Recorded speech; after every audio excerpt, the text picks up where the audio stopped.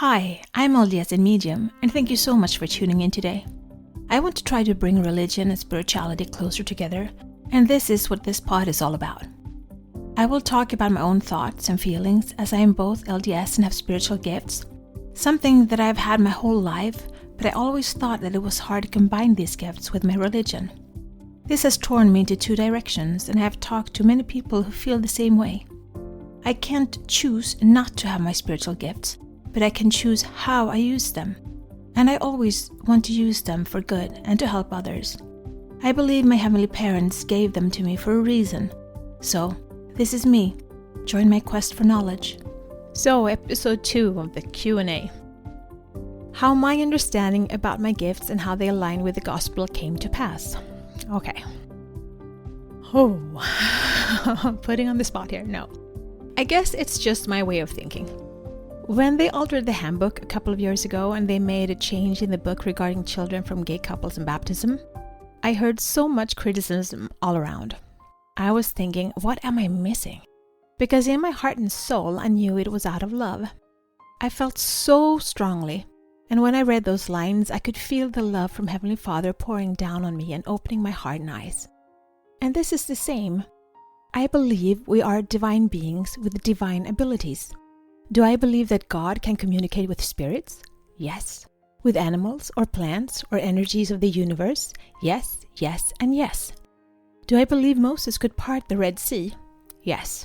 So if I do believe that, why would me being able to speak to spirits or heal someone's pain be an issue? For me, it's a no-brainer. We are His children. We have His gifts in us. Did I always accept them? No. I didn't always accept them, nor did I understand how they worked, or how I could change my frequency to open up the flow of information. It is something that I have learned, and now I do my best not to let fear hold me back and just be. Do I have other gifts? Yes, I have other gifts. I read energy, whether it's in the aura or thoughts popping up in my head. I can feel close one's sadness. I can feel animal energies or plants. I can play with energy of unicorns and dragons. I know, I'm losing half of you here. But remember, it is energy. They are just named that. It doesn't mean that they are unicorns or dragons. But I visualize them as unicorns, and I turn into the energy, and I will feel it. And if I think of a dragon, I will feel their energy. Someone said that there's the movie of dragons on purpose. Everything that we can think of in our mind exists in the energy. So I use my thoughts and my inner vision to create the energy I want to use, while healing or doing other things. And if I need help, I ask the energies I have around me. And it is, for me, more powerful if I put a name and a look on them. That helps me a lot to access the energy that I want to access. How do I feel they interact with mediumship? Like I said before, I would like to name it energy frequency ship instead of mediumship. But as more and more people get awakened to the energies around us, this will just be bigger. The earth is awakening, and the second coming of Christ has never been more real. So I want to get ready. And I might not be able to recognize Him by looks. I need to be ready to recognize Him as an energy being, like the priestess Hannah in the Bible that knew that the Son of God had entered the temple. I need to hone in on my inner knowing and fine-tune it to be ready, which means practice, practice, and practice.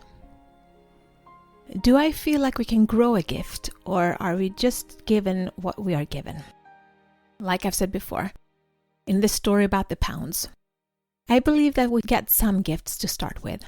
We can either hide them away and they will wither away, just like our testimony, if we hide it. But if you use it and grow it, we will be handed more according to our faith and diligence. So, I believe that we have gifts. The more we use them, the more they grow. And the more gifts that we grow, when they reach a high enough potential, we will receive more gifts that we can start from scratch and grow and grow and grow. But like all the answers I've given, these are just my opinions. Well, I hope you got something out of this Q&A. If you have questions you want answered, please write me. And we will try our best to get the group on Facebook going so we can have our discussions there. But since this episode got kind of short, I just like to share what I wrote as an answer in online when I got these questions. So this is my online answer. I honestly don't see it as that. It's just what I have to work with. Since I was young, I could pick up on people's emotions and read their deepest fears, and give that ability to a child who doesn't feel loved equals disaster and hurt. Most other people's hurt, which led to the empath in me getting hurt. I can connect to people's energies by thinking of them and do a lot of distance healing, but I like in-person healing better. I hear my spirit guides the most early in the morning or when I'm in the woods, forest. I usually call my sister and talk randomly, and inspiration comes. I get ideas, I hear things in my head, and I see white feathers on my path, usually right in front of my feet, which is a signal to me from my guides that I'm on the right thought track. I see things in my head, but I also hear words, sentences, and can have dialogues in my head. It's normally that first instant thought that I follow. If the answer takes time, it's usually my own, but if I hear the answer before I finish the question, it's them. And I feel things, so all those 3 clairs are pretty evenly strong: clairaudience, clairvoyance, and clairempathy.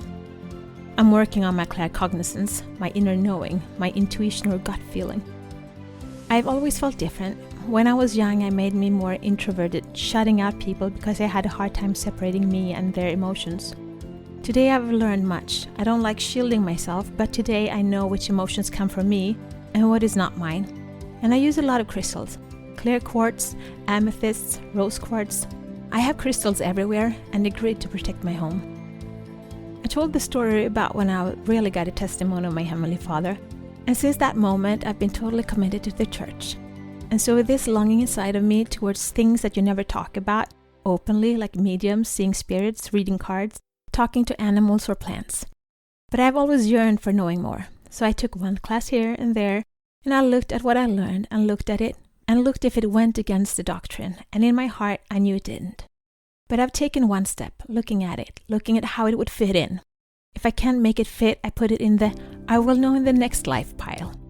I have a lot of things in that pile too, and yes, every experience and gift is unique, but if one person starts to share, we might find things that are the same. So that was the answer. I just wanted to share that one too.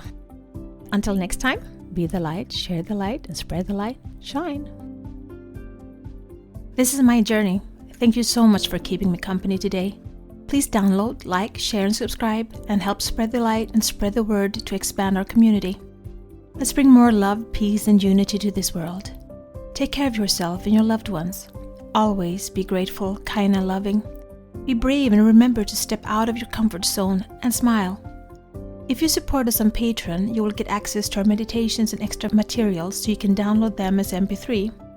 Also, we now have a Facebook group, which you can access from our Facebook community. Please answer the questions as you apply to participate. It will be a safe haven where we can keep discussing religion and spirituality, our spiritual gifts, and self-development. Remember, one person can make a difference, but together we can change the world.